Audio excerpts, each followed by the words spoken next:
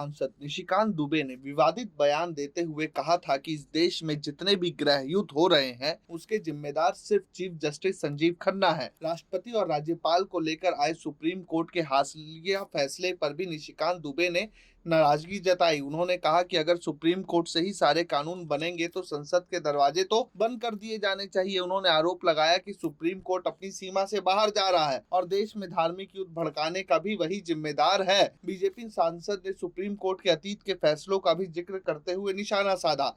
उन्होंने कहा कि एक आर्टिकल 377 था जिसमें होमोसेक्सुअलिटी बड़ा अपराध था। अभी ट्रंप प्रशासन ने कहा है कि इस दुनिया में दो ही सेक्स हैं, पुरुष या महिला। ट्रांसजेंडर की बात नहीं की। सभी धर्म मानते हैं कि होमोसेक्सुअलिटी अपराध है, लेकिन सुप्रीम कोर्ट ने कहा कि ये आर्टिकल खत्म करते हैं। हमने आईटी एक्ट बनाया जिसमें बच्चे महिलाएं सबसे ज्यादा दुखी थे क्योंकि उनके पास पॉर्न आते हैं। उनके लिए था एक दिन सुप्रीम कोर्ट खड़ा होता है और 66A आईटी एक्ट को खत्म कर देता है।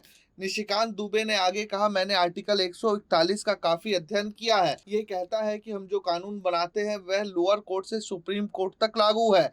आर्टिकल 367 कहता है कि इस देश के संविधान के तहत संसद को सभी कानून बनाने का अधिकार है। सुप्रीम कोर्ट राष्ट्रपति राज्यपाल से कह रहा है कि 3 महीने में क्या काम करना है। ये देश राम कृष्ण सीता राधा सनातन आदि की परंपरा का है। जब राम मंदिर का विषय होता है तो कहते हैं कि कागज दिखाओ। ज्ञान व्यापी मथुरा में कागज मांगते हैं, लेकिन मुगलों के बाद जो मस्जिद बनी है उस पर कहते हैं कि आप कागज कहाँ से दिखाएंगे। बीजेपी सांसद ने आरोप लगाया कि देश में धार्मिक युद्ध भड़काने के लिए सुप्रीम कोर्ट जिम्मेदार है। कोर्ट का एकमात्र उद्देश्य है show me the face, we will show you the law. Supreme court अपनी सीमा से बाहर जा रहा है। कोर्ट की सीमा है कि भारत का संविधान जिस कानून को बनाता है उसका व्याख्या करे।